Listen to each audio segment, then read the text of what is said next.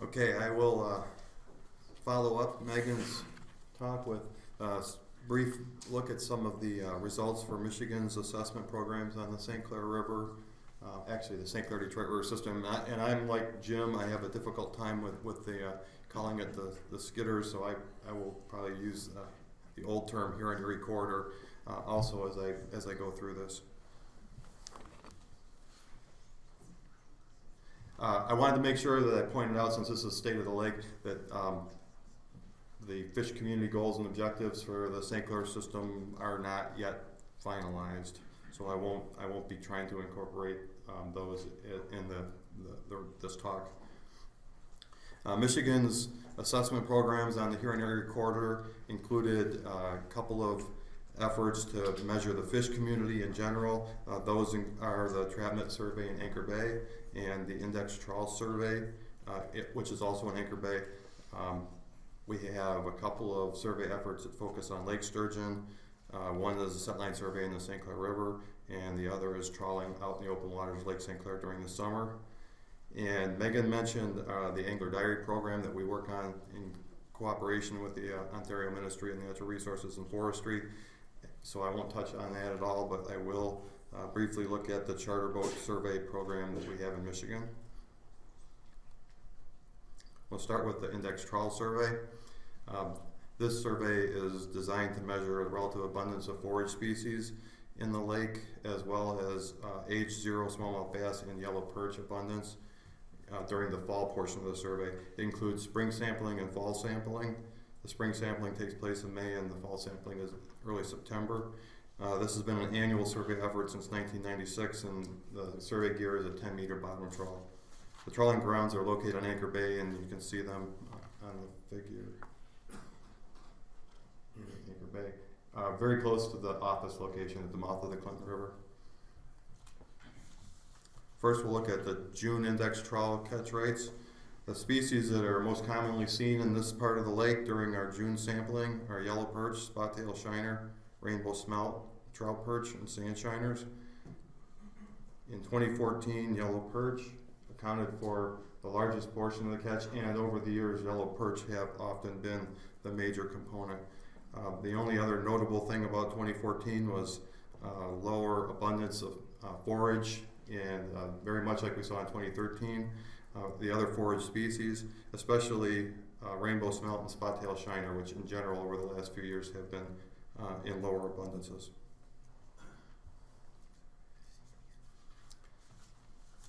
The index trawl catch rates for the September portion of the survey generally are dominated by spot-tail shiners, sand shiners, yellow perch, and blunt-nosed minnows and trout perch.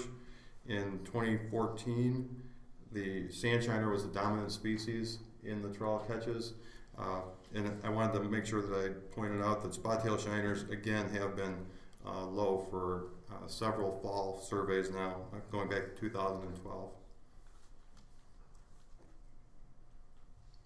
This figure shows the time series for the September index trawls for age 0 smallmouth bass.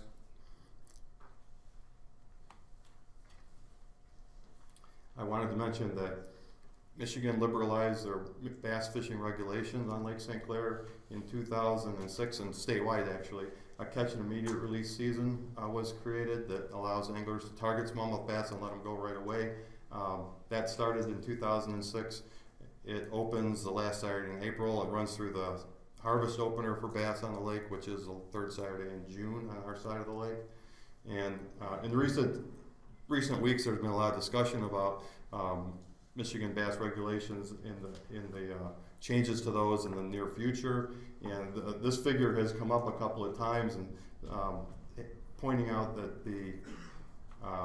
since 2006, there have been several years with lower levels of age 0 smallmouth bass in our trawl catch in Anchor Bay.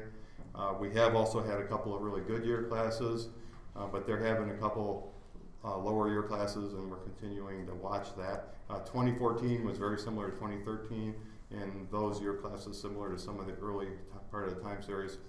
And of course, with smallmouth bass, there is also the possibility, based on some research in other states, that mean length of age of these age 0 fish in the fall can be a very important determinant of survival through the winter, and I haven't seen any trend there.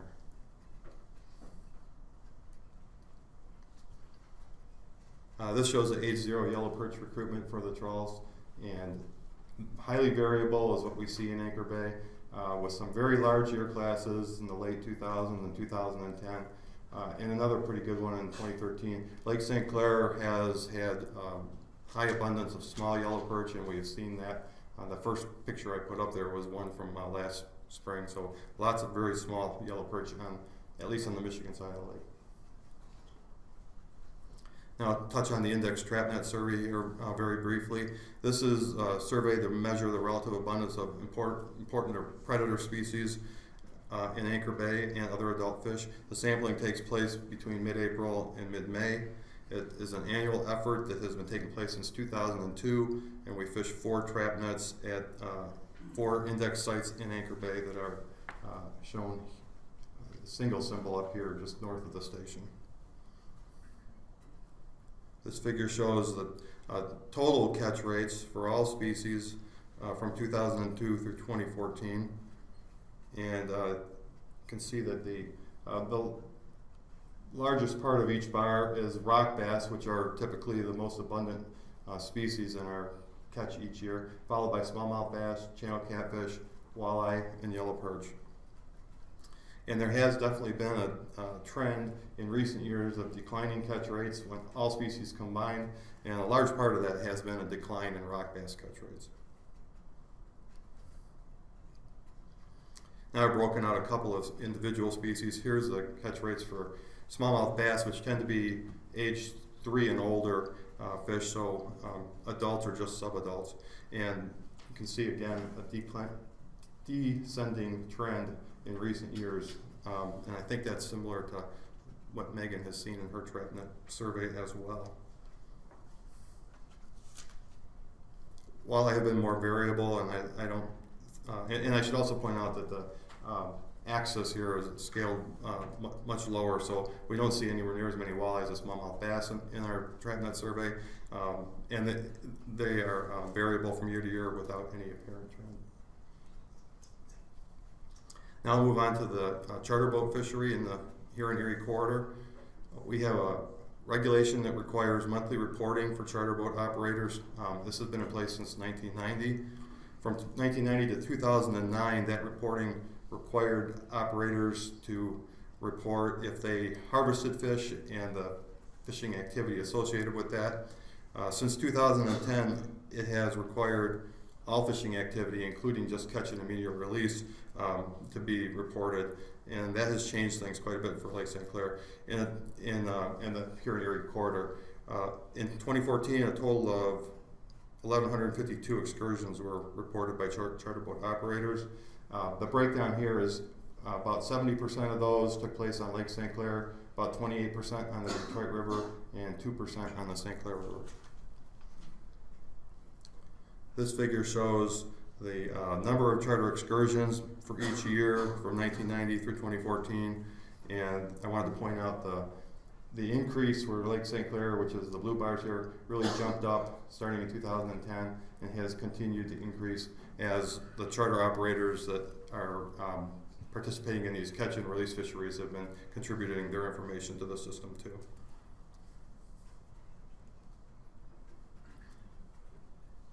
Here we're looking at the charter boat targeted catch and harvest information, as well as targeted catch and harvest information by species for 2014.